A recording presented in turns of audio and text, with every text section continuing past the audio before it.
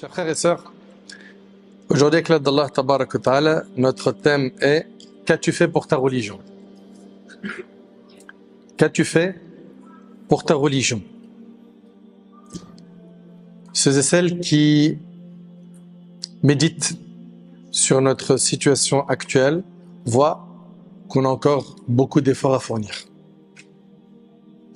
Alhamdulillah, on n'a pas un discours pessimiste en disant que rien ne va, rien n'a été fait, etc. Non, alhamdulillah, il y a des efforts qui ont été faits, des efforts qui ont été faits par nos aînés et des efforts qui sont faits jusqu'à aujourd'hui par la permission d'Allah subhanahu wa ta'ala, mais nous avons tous et toutes un rôle à jouer pour améliorer l'état de la Ummah. Et Allah Ta'ala dit Inna Allah la yughayyiru ma biqawm hatta yughayyiru ma bi anfusihim. Allah ne change pas l'état d'un peuple tant qu'ils n'ont pas changé ce qu'il y a en eux-mêmes. Si on veut que les choses autour de nous changent, évoluent de la meilleure des manières, eh ben il va falloir avoir une réelle prise de conscience. Il va falloir commencer par nous-mêmes. Si tu veux que les choses autour de toi changent et s'améliorent, change et améliore-toi. Quel est ton rôle? En tant que musulman, quel est ton rôle? Tu vas me dire, j'adore Allah subhanahu wa ta'ala, je fais mes prières, j'essaie de craindre Allah autant que je peux, très bien, mais quel est ton rôle pour améliorer la situation de la Ummah, être une plus-value dans la société dans laquelle tu vis? Et généralement, on se pose cette question qu'après un déclic. On a énormément de gens qui admirent les acteurs de la communauté musulmane, que ce soit dans le domaine associatif, dans les mosquées, dans la da'wah, dans l'humanitaire, dans l'éducation, dans le social, dans le secteur de l'handicap, etc. On a des belles choses qui sont faites, et on a des gens qui disent « Allahumma barik, oh mashallah, t'as vu cette sœur, t'as vu ce frère, t'as vu les efforts que lui fait, t'as vu ce qu'elle fait comme effort ?» Et ils sont admiratifs. Et tout ça, alhamdulillah, ce sont des bonnes choses. Mais la question, c'est pourquoi toi, tu prends pas des responsabilités.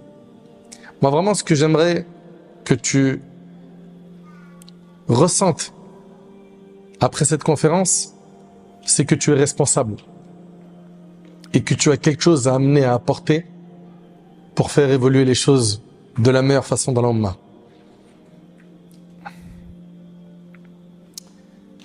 Chers frères, chères sœurs, lorsque l'on regarde nos pieux prédécesseurs, rahimahumullah, ils ont tous été des acteurs.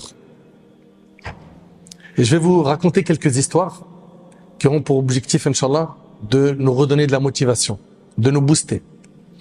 Le noble compagnon Abu Bakr as-Siddiq, radiyallahu ta'ala anhu. Abu Bakr, le meilleur compagnon du prophète, sallallahu alayhi wa sallam. Abu Bakr, radiyallahu anhu, prononce la shahada et très rapidement, il va faire la da'wah. Il va appeler Allah subhanahu wa ta'ala et il va être la cause de la conversion de 5 nobles compagnons parmi les 10 à qui le paradis a été promis. Allahu Akbar. Abu Bakr se convertit et il ressent la responsabilité. Et il a bougé pour faire da'wah, pour répandre le bien autour de lui. Et toi, si tu bouges en étant sincère et que tu fais des efforts, Allah Tabarak wa Ta'ala t'utilisera et te facilitera de faire le bien. Comprends bien ce point. Toi, qui as entendu ce qu'a fait Abu Bakr en très peu de temps, sache que tu peux, bi'idhnillahi ta'ala, faire beaucoup de khir et être un acteur positif. Il te suffit d'être sincère, de bosser en sacrifiant pour Allah subhanahu wa ta'ala, et tu verras qu'Allah subhanahu wa ta'ala t'utilisera dans le bien. At-Tufayl ibn Amr ad-Dawsi, c'est la deuxième histoire. Cet homme-là était quelqu'un de noble, le chef de la tribu de Daous, un poète intelligent, quelqu'un de sage.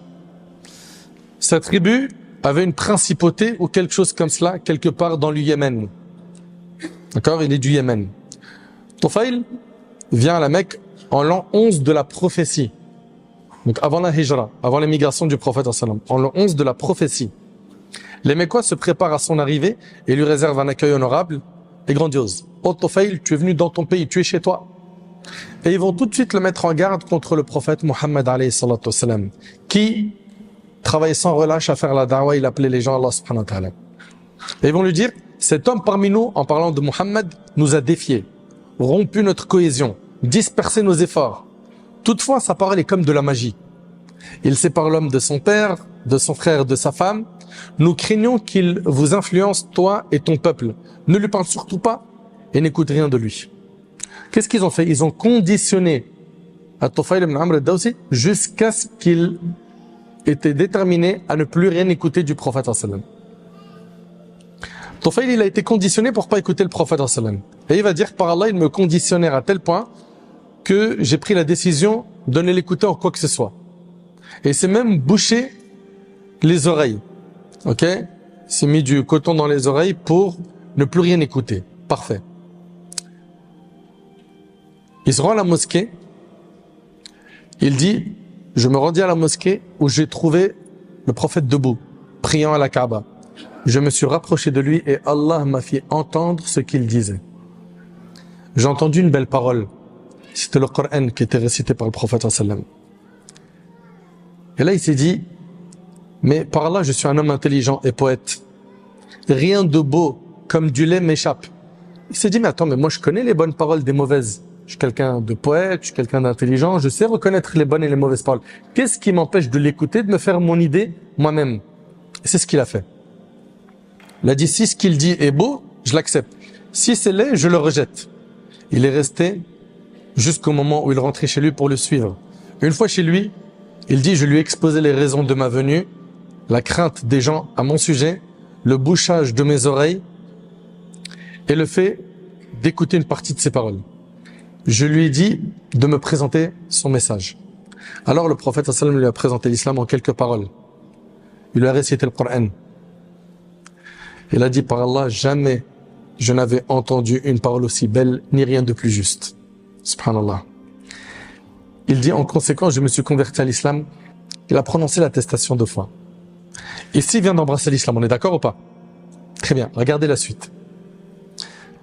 Il a dit, juste après, je suis obéi par mon peuple. Et je veux que tu m'envoies vers eux afin que je les appelle à l'islam. Allahu Akbar. Allahu Akbar.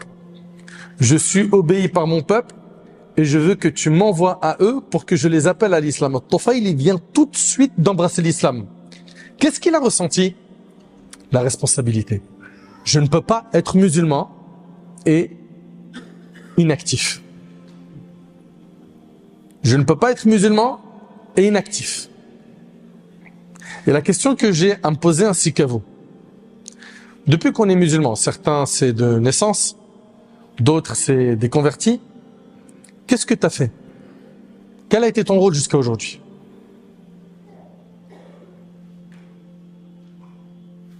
Quel bien as-tu fait pour la Ummah, pour la société dans laquelle tu vis? Qu'est-ce que tu as apporté? Tu as été une plus-value ou un simple consommateur? Tu vis pour répandre le bien ou pour juste faire comme certains qui cherchent qu'à faire exister leur personne à travers les réseaux sociaux, qui appellent à eux-mêmes? Subhanallah. Tufayl, il veut prendre des responsabilités de faire da'wah, d'appeler à Allah subhanahu wa ta'ala. Allahu Akbar. Il a prononcé la shahada, il a tout de suite compris qu'il fallait bouger pour son dîn. Tout de suite. Quant à nous, qu'est-ce qu'on a fait pour notre dîn? Tu vas me dire, je fais la prière, je jeûne, je fais des adorations, c'est très très bien. Moi je te parle de qu'est-ce que tu as fait pour ton dîn, pour la Ummah, pour faire évoluer les choses dans la société dans laquelle tu vis. Car oui, le musulman là où il est utile. Comme Isa alayhi salam, il dit وَجَعَلَنِي مُبَارَكًا أَيْنَمَا كُنْتَ, et il a fait de moi un être béni où que je sois. Le croyant il est comme ça. Où il est béni. Où il est, il apporte quelque chose. Où il est utile. Quelle responsabilité as-tu pris depuis ce grand nombre de conférences que tu consommes? ces khutbah de Jumu'ah auxquelles tu assistes.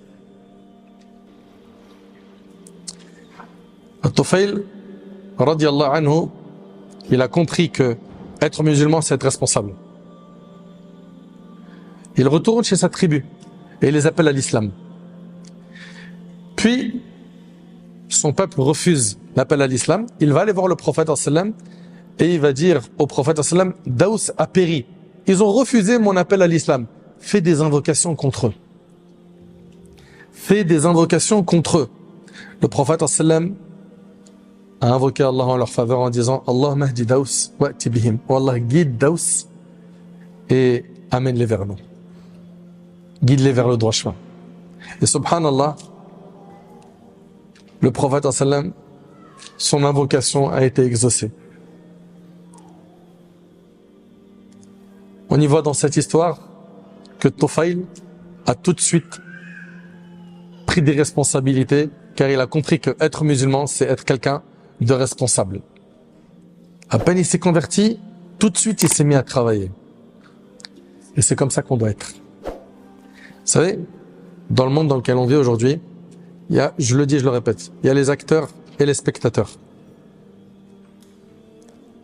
Il y a ceux qui regardent, ceux qui font, et il y a ceux qui font.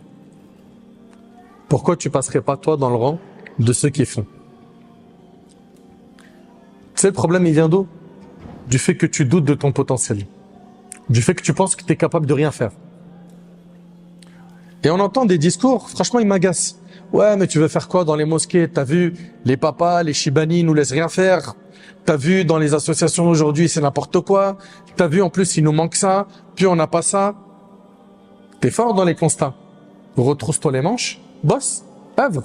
Et puis si tu dis que dans certaines mosquées, les papas, les responsables ne te donnent pas de responsabilité ou ne te font pas confiance, fais le nécessaire pour gagner cette confiance. Comment? Que les responsables de la mosquée te voient en train de nettoyer les toilettes, en train de ramasser les bouteilles en plastique, en train de les aider avec un gilet pour le stationnement. Qui te voient indispensables. Tu verras qu'avec le temps, tu vas gagner du crédit. Faut que tu bouges. Tu es bon quelque part. Soit tu as une belle plume, c'est écrire des articles. Tu es bon en informatique. Tu es bon pour faire des applications, des sites internet. Tu es fort dans l'IA. Tu maîtrises forcément quelque chose. Mais ça, au service du dîn.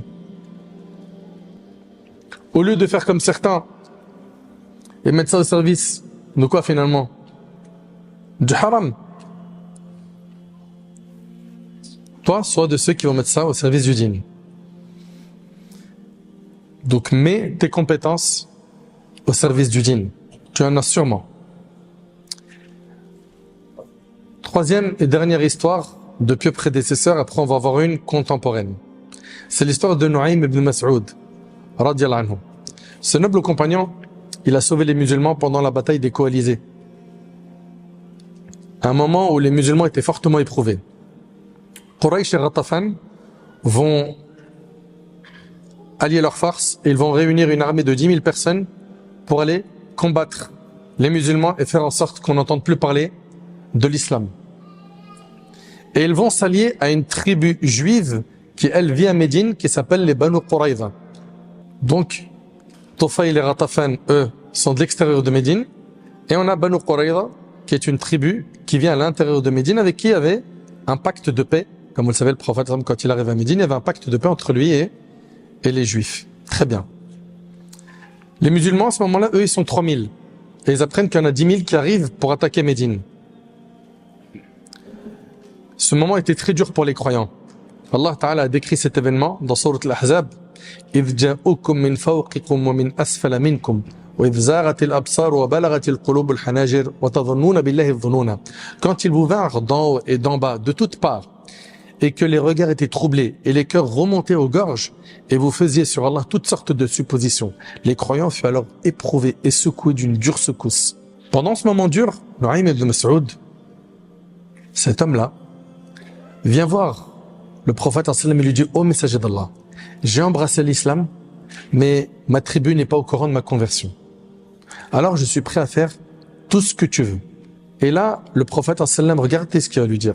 Écoutez bien, il va lui dire: comme tu n'es qu'un seul homme, écarte de nous tout danger qu'il te sera possible d'écarter. Est-ce qu'il lui a défini un plan d'action bien précis? Non, c'est pas le cas. Il lui a dit, comme tu n'es qu'un seul homme, écarte de nous tout danger qu'il te sera possible d'écarter. Nuaym a réfléchi, et sachez que cet homme-là va être la cause de la déstabilisation des 10 000 hommes qui viennent attaquer Médine. Un homme, une personne, quand elle réfléchit, elle peut faire des choses exceptionnelles.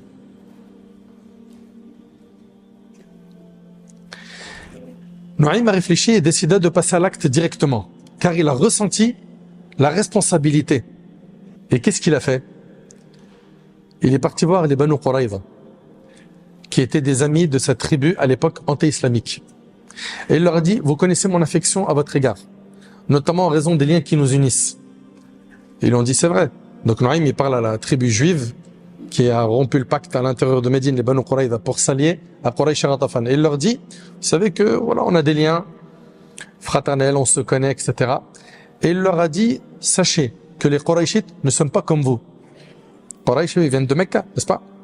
Vous, cette ville-là, elle vous appartient. Il y a vos biens, vos enfants, vos femmes. Vous ne pourrez pas déménager pour aller vivre ailleurs. Quant à Quraysh et Ghatafan, ils viennent combattre Mohammed et ses compagnons, et vous les soutenez dans ce sens. Mais eux, ils ne sont pas de Médine, eux, ils sont de l'extérieur. Et les voilà qui rejoindront leur ville, vous laissant avec Mohammed qui alors se vengera de vous. Qu'il est en train de leur dire, attention, vous êtes en train de vous unir avec des gens qui finalement ils vont vous laisser et vous allez vous retrouver avec Mohammed qui va se venger de vous. Sur ces mots, Banu Quraïza lui ont dit, qu'est-ce que tu nous conseilles de faire? Il leur a dit, ne combattez à leur côté que s'ils laissent 70 otages afin d'avoir vraiment une garantie qu'ils vont combattre à vos côtés, pour garantir qu'ils vont vraiment rester avec vous jusqu'au bout. Ils lui ont dit, voilà la conduite à tenir. Il leur a dit, ne dites à personne ce que je vous ai dit, car c'est un secret. Ils lui ont dit, ne t'inquiète pas, ça sera fait. Puis, Nuaym, il est parti voir Quraysh, en particulier Abu Sufyan, leur chef. Il leur a dit, vous connaissez l'affection que je porte pour vous et ma disponibilité pour vous apporter des conseils. Ils lui ont dit oui. Il leur a dit, les juifs de Bani Quraïza ont regretté d'avoir rompu le pacte qu'ils avaient avec les musulmans et ils ont déjà écrit à Mohammed lui promettant de lui remettre 70 otages qu'ils auront obtenus de vous afin qu'il les tue et qu'ils sachent qu'ils ont regretté d'avoir rompu le pacte avec lui. Qu'est-ce qu'il est en train de faire là? Il est en train de les diviser. N'est-ce pas? Très bien. Abu Sufyan fut content d'avoir eu ce conseil et il est resté sur ses gardes. Ensuite, il est parti voir Ghatafan, il leur a dit la même chose.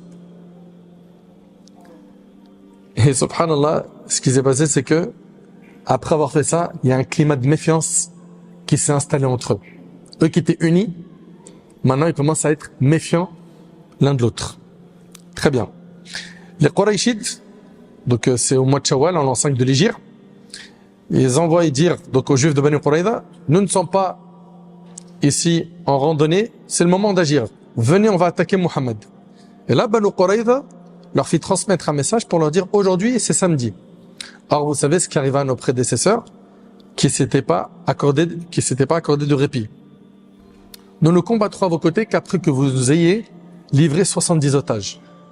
Dès que ce message est arrivé à Quraysh et Ghatafan, ils ont dit c'est les fameux 70 otages qui veulent livrer à Mohammed pour montrer qu'il regrette d'avoir rompu le pacte et pour qu'il soit tué, pour qu'il se fasse pardonner. Ils ont dit non. On vous donnera rien. Et à ce moment-là, Banu Quraïza ont dit Nuaym avait raison. Mais finalement, eux, ils veulent pas poursuivre avec nous jusqu'au bout. Et là, il y a, comme je vous ai dit, un climat de méfiance qui s'est installé entre eux. Subhanallah, grâce au stratagème de Nuaym, les deux factions lâchèrent pied, leurs rangs se disloquèrent et les soldats, de part et d'autre, perdirent leur envie de combattre. Et c'est ainsi que Nuaym sauva les musulmans. Un homme. Cet homme a réfléchi et avec la sincérité qu'il avait dans son cœur, Allah subhanahu wa ta'ala lui a facilité les choses. Bien évidemment, quand vous entendez ces histoires, vous vous dites, mais mon frère, tu nous as parlé d'Abu Bakr, tu nous as parlé de Tufayl, tu nous parles de compagnons. On n'est pas des compagnons. Nous, on aimerait bien faire le bien. Là, tu nous parles des compagnons, c'est trop haut pour nous. Sachez que c'est pas parce que c'est trop haut pour nous qu'on ne doit pas chercher à leur ressembler. Ce sont nos exemples. C'est ces biographies-là qu'il faut enseigner à nos enfants. La biographie des compagnons, des femmes des compagnons. Et pour terminer cette intervention, j'ai décidé de vous prendre une histoire de quelqu'un qui, pour moi, a vraiment été mais remarquable, exceptionnel en termes de production dans le khair. C'est un contemporain. Peut-être que vous avez déjà entendu parler de lui. Il s'agit de l'histoire de Abdurrahman As-Sumayt, rahimahullah. Qui a déjà entendu parler de lui? Levez la main.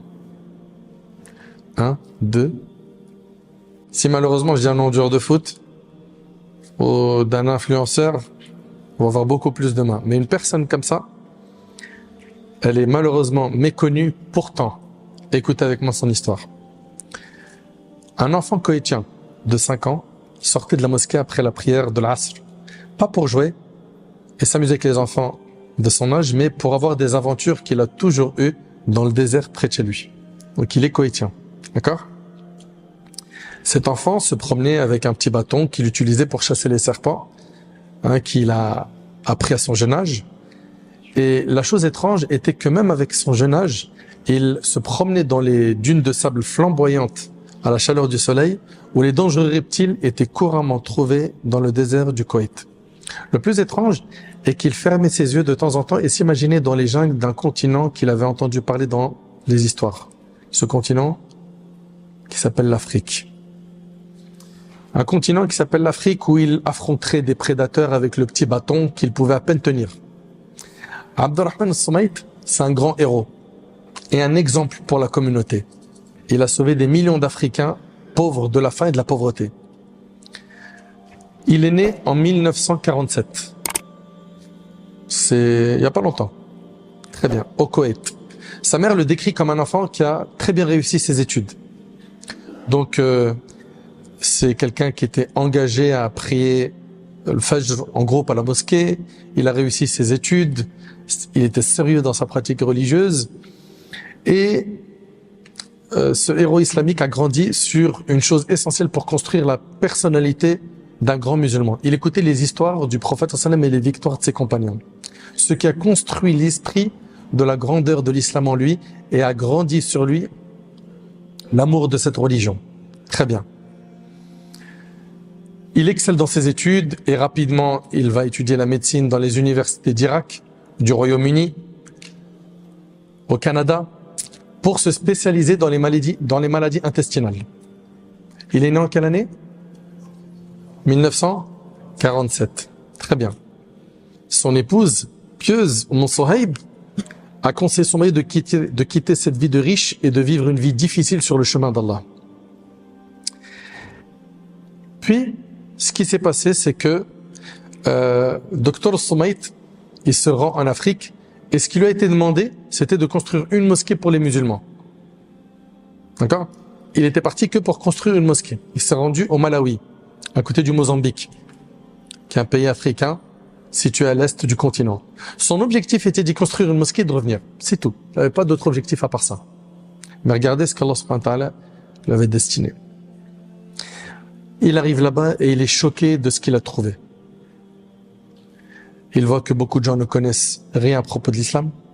Il a même vu des musulmans qui ne savaient pas faire leurs ablutions, d'autres qui faisaient du shirk, ils associaient Allah. Et là, il s'est retrouvé entre deux choix. Un court chemin facile qui combat les péchés et l'ignorance avec violence. Un long chemin difficile qui est le chemin des prophètes, invitant les gens à Allah et ayant la patience. Et il a choisi le chemin difficile, le long chemin, celui des prophètes, celui de la patience, celui des sacrifices. Et donc, il a refusé des offres d'emploi qu'il avait reçu du Royaume-Uni, du Canada, du Koweït pour y travailler en tant que médecin. Et il s'est installé dans l'un des villages reculés d'Afrique, après que sa femme ait décidé de faire don de tout ce qu'elle a hérité pour Allah. Ils ont donc créé de nombreux travaux éducatifs et de développement pour parrainer les orphelins et les pauvres africains, quelle que soit leur religion. Ils ont aidé les musulmans et les non-musulmans, baptisés et même les idolâtres. Puis il a recueilli les dons des généreux koweïtiens. Il a trouvé de nombreuses personnes prêtes à l'aider dans son travail. Donc cet homme-là déploie beaucoup d'efforts. Et Cheikh Abdurrahman al-Soumaït, il dit, nous avons commencé à construire des écoles et des jardins d'enfants et à offrir des bourses pour l'enseignement primaire, secondaire et collégial, puis pour les études supérieures. Et nous les envoyons dans des universités en Europe, en Amérique, en Afrique ou au Moyen-Orient. Nous avons maintenant plus d'1 millier d'étudiants dans les universités du monde entier. Chaque année, nous avons des diplômés, des programmes de master et de doctorat. Donc, il déploie des efforts. Et subhanallah, les gens se sont tournés vers lui et ont commencé à se convertir à l'islam, à apprécier ses efforts. Et il a énormément fait pendant cette période où il est resté en Afrique. Subhanallah, cet homme-là, il a fait da'wah pendant près de 30 ans. Il a parcouru les jungles africaines et les déserts face aux lions, léopards et prédateurs. Il a voyagé à travers les rivières dangereuses, remplies de crocodiles dangereux. Plusieurs fois, il a fait face à une mort imminente. Il avait soif pendant de longues heures sans trouver une goutte d'eau pour s'abreuver. Il avait faim pendant des jours lorsqu'il voyageait dans environ 40 pays africains pour soigner les malades et soigner les pauvres et les orphelins. Malgré sa vieillesse et ses nombreuses maladies, il a refusé de suivre les conseils des médecins pour rester à l'aise et ne pas voyager. Il a continué à vivre dans la jungle africaine, éloigné des services de santé ou même de l'électricité ou de l'eau pure, où de l'eau pure n'était pas disponible, jusqu'à ce qu'il souffre de nombreuses maladies et de multiples problèmes cardiaques. Il a dû être transféré à l'unité de soins intensifs de l'un des hôpitaux koweïtiens. Après avoir subi une dialyse et de nombreuses autres chirurgies, son état empirait de jour en jour, jusqu'à ce qu'il tombe dans un long coma, dans lequel il ne pouvait ni bouger ni voir. Et subhanallah, à chaque fois qu'il se réveillait, il leur posait une question. Comment va la da'wah en Afrique? Il était mahmoum, il était soucieux de répandre le bien autour de lui. Comment sont les orphelins? Comment vont les organisations sur place? La nouvelle de sa maladie s'est répandue dans tout le Koweït, tout comme l'histoire de ce héros, anonyme, dont beaucoup ignoraient l'existence. Des appels se sont répandus dans les rues et les foyers koweïtiens pour prier pour cet homme qui était aimé de nombreux Koweïtiens. Son histoire s'est ensuite répandue dans le monde musulman et les musulmans invoquaient Allah pour lui. La nouvelle n'arrêtait pas de dire que sa maladie empirait, jusqu'au jour où il s'est réveillé de son coma pour poser la même question habituelle sur l'Afrique. Ceux qui l'entouraient lui ont dit de bonnes nouvelles venant tout juste d'Afrique, que son association avait obtenu une licence pour construire la plus grande université islamique du Kenya, l'université Ummah, qui était un rêve de Dr Abdurrahman al-Soumaït depuis des années. Il était extrêmement malade, mais on y voyait toujours sur son visage un sourire qui était autrefois sur le visage d'un petit garçon koweïtien s'imaginant une grande aventure dans les jungles d'Afrique. Le jeudi 15 août 2013, vous pouvez enregistrer la date s'il vous plaît? Le jeudi 15 août 2013. Ça fait longtemps ça? Le grand héros de notre Ummah, ce grand héros est décédé. Qu'Allah lui fasse miséricorde. Les Koweïtiens, dans une foule immense, sont sortis pour assister à ses funérailles. Ils étaient si nombreux qu'on ne voyait pas la fin des funérailles. Même s'il est décédé, son œuvre de charité pour sauver les pauvres et les nécessiteux continue. Il a sauvé la mort de millions d'Africains et construit des milliers de mosquées, d'écoles et d'orphelinats qui ont hébergé des milliers d'orphelins, dont de nombreux diplômés en tant que médecins, ingénieurs, ministres et ambassadeurs. Beaucoup d'entre eux ont atteint des hauts lieux politiques dans leur pays. Maintenant, est-ce qu'on peut parler en chiffres? Regardez le fruit du travail de cet homme. Il est mort en 2013. Il a été la cause, écoutez bien s'il vous plaît, de la conversion de 10 millions d'Africains.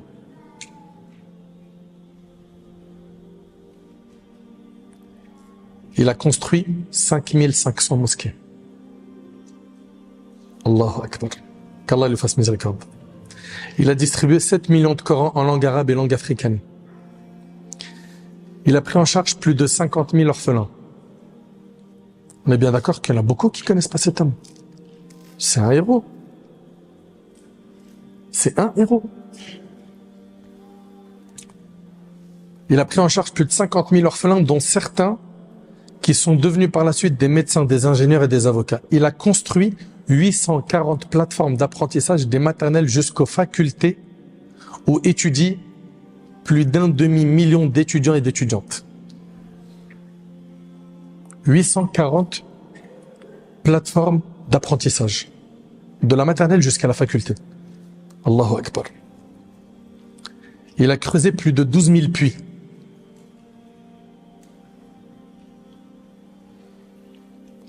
Il a construit 90 cliniques et hôpitaux. Il a ouvert 10 stations radio en Afrique. Moi, je vous pose une question. Et s'il vous plaît, on peut y réfléchir à cette question. Est-ce qu'il est sorti du ventre de sa mère avec autant de compétences? Cet homme-là, un jour, il s'est pris en main. Et il a fait des choix de vie. Et aujourd'hui, on veut une époque, je le jure par Allah Azza wa Jal, que quand je vois mes petits frères et mes petites sœurs s'auto-détruire à travers ce qu'ils publient sur Internet, ça me fend le cœur. On vit une époque où les gens, ils ne cherchent pas, je ne généralise pas, hein, à répandre le bien autour d'eux, mais à créer un engouement autour de leur personne, à être célèbre, à buzzer. Pourquoi? Pour faire beaucoup d'argent, des partenariats, etc. Pourquoi tout ça? Qu'est-ce qu'on va retenir de ton passage sur Terre? Que tu avais 10 millions de personnes sur Snap qui te suivaient? Qu'est-ce qu'on va retenir de ton passage sur Terre? Que tu as fait beaucoup d'argent en faisant du haram, en mettant de côté ta famille parce que tu n'avais plus jamais le temps de t'asseoir avec eux, tu étais une machine à faire des sous. Qu'est-ce qu'on va retenir de ton passage sur Terre? Qu'as-tu fait de bien pour ton dîn? Sachez que il n'est pas demandé d'être parfait pour vrai. Et qu'il y a un début à tout, commence par te repentir et revenir vers Allah. Et sache que ce qui t'est demandé, c'est d'être sincère et de faire des sacrifices pour ton Seigneur Azza wa Jal. Et sois pas soucieux du résultat. Le résultat, il t'appartient pas. Il appartient à Allah subhanahu wa ta'ala.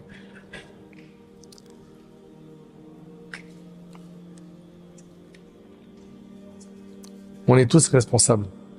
Et on est tous capables d'apporter des choses belles dans la société dans laquelle nous vivons. Bien sûr, en tant que musulmans, nous sommes animés par des valeurs qui font que on doit dans un premier temps déjà agir dans les urgences de notre communauté. Les urgences de notre communauté, parmi elles, il y a le fait qu'on n'a pas beaucoup de carrés musulmans, des endroits pour qu'on puisse être enterré. À l'époque, on n'avait quasiment pas de mosquée. Puis aujourd'hui, par la grâce d'Allah subhanahu wa ta'ala, les musulmans se sont mobilisés pour leurs besoins spirituels et ils ont pu obtenir, ici et là, des mosquées. Mais on a encore énormément de domaines dans lesquels nous devons exceller, comme le fait d'accompagner les jeunes dans l'éducation, les pôles ados. Les ados aujourd'hui, quand on parle des ados dans n'importe quelle mosquée ou association, ils disent franchement, on aimerait bien avoir un programme pour eux. On aimerait bien avoir quelque chose qu'on puisse dupliquer. Des besoins, il y en a énormément. Que ce soit dans le côté social, dans le côté humanitaire. Et le musulman, il doit faire le nécessaire pour, dans un premier temps, régler les urgences qui sont à régler dans notre communauté. Puis, et ça c'est une chose que vous devez comprendre, on doit être des plus-values dans la société dans laquelle nous vivons. Et je répète, le bien qu'on doit répandre, il doit toucher tous ceux qui nous entourent. Musulmans, non musulmans. Dans le côté humanitaire, dans le côté social, dans l'éducation, etc., etc. Hein, ces dernières années, on a pu voir, alhamdoulilah, des réponses de notre communauté concernant les besoins des mosquées. Dans certaines villes, alhamdoulilah, aujourd'hui, ce besoin est réglé. Il y a également, jusqu'à maintenant, subhanallah, beaucoup d'associations humanitaires qui ont vu le jour. Et ça, c'est une chose qu'on salue. Je pense que vous en connaissez un paquet. Des assos qui font des maraudes, des assos qui œuvrent dans les quartiers, dans les villes dans lesquelles elles sont. Et toutes ces choses-là, il faut les renforcer. Ce qui existe déjà, il faut le renforcer avec tes compétences. Voir ce qui existe. Par exemple, moi, je me suis renseigné sur le monde des visites de malades. D'accord ? Et il y a des associations qui, elles, s'occupent d'aller apporter du soutien aux personnes malades. Ils vont aller les voir, il y a des applications, tu te connectes, etc. Et partout en France. Comme par exemple Ziyara Project. Ok ? Dans le monde du halal, il y a dernièrement, vous avez peut-être vu l'application Tawakkul passer, une application qui te permet d'avoir tous les restaurants certifiés en France. Dans le lavage mortuaire, il y a encore des efforts à fournir, dans l'éducation, dans la santé, dans la psychologie, hein, bien qu'il y a aujourd'hui des choses qui s'organisent dans la psychologie, dans le Hajj et la Umrah. Aujourd'hui, on a assez d'agences qui œuvrent de manière sérieuse et il y a énormément de choses à apporter. Par exemple, dernièrement, un de nos frères, Cheikh Abdullah, avec Sakina Consulting, il a eu l'idée de suivre ceux qui ont monté un business. Lui, son mission, c'est quoi? C'est de leur offrir le cadre religieux pour que leur business soit éthique. Et des initiatives comme ça, par la grâce d'Allah, on en voit naître. Et ça, c'est quelque chose qui nous réjouit le cœur. Et toi, tu es capable, soit d'être à l'origine de nouvelles initiatives qui vont aider, ou de donner de la force à l'existant. Et d'ailleurs, c'est ce qu'on vous recommande. Donnez d'abord de la force à ce qui existe. C'est-à-dire, rallier vos forces et essayer d'œuvrer main dans la main pour que ça se professionnalise encore mieux et que l'objectif, tu sais très bien, c'est pas que tu es le lead et que tu dises c'est moi qui gère ça, c'est moi le patron de ça, c'est moi le boss de ça. Non, en tant que musulman, on fait pas pour ça. Nous, on fait pour plaire à Allah subhanahu wa ta'ala. Ton passage sur terre ne doit pas se limiter à consommer, manger, boire et te dire ça y est, alhamdoulilah, j'ai fondé une famille, j'ai mis de l'argent de côté, j'ai construit une maison au bled, c'est bon, j'ai réussi ma vie. Non. Tu dois apporter quelque chose. Apporte quelque chose. Pense aux compagnons, pense à Abdurrahman al-Sumayt et pense à d'autres potentiels dont j'ai pas cité le nom, que peut-être tu connais ou que tu as déjà vu sur les réseaux sociaux qui font énormément de khir, et demande à Allah subhanahu wa ta'ala de t'utiliser. Part de cette volonté ferme de vouloir faire le bien. Ça part d'une volonté ferme. Sois sincère dans cette démarche et surtout, sacrifie du temps. Donne-toi les moyens. Donne-toi les moyens et tu verras qu'Allah subhanahu wa ta'ala va t'utiliser dans le bien. Après, il y a du résultat. Il y en a pas, t'es pas responsable du résultat. Toi, t'es responsable de faire. Enfin, j'implore Allah subhanahu wa ta'ala qu'après cette intervention, on puisse être des acteurs positifs dans notre société. J'implore Allah subhanahu wa ta'ala de nous pardonner nos manquements. J'implore Allah subhanahu wa ta'ala de faire de nous des pieux, de faire de nous des personnes qui rayonneront là où on se trouvera. Qu'Allah tabarak wa ta'ala vous récompense pour cette écoute attentive.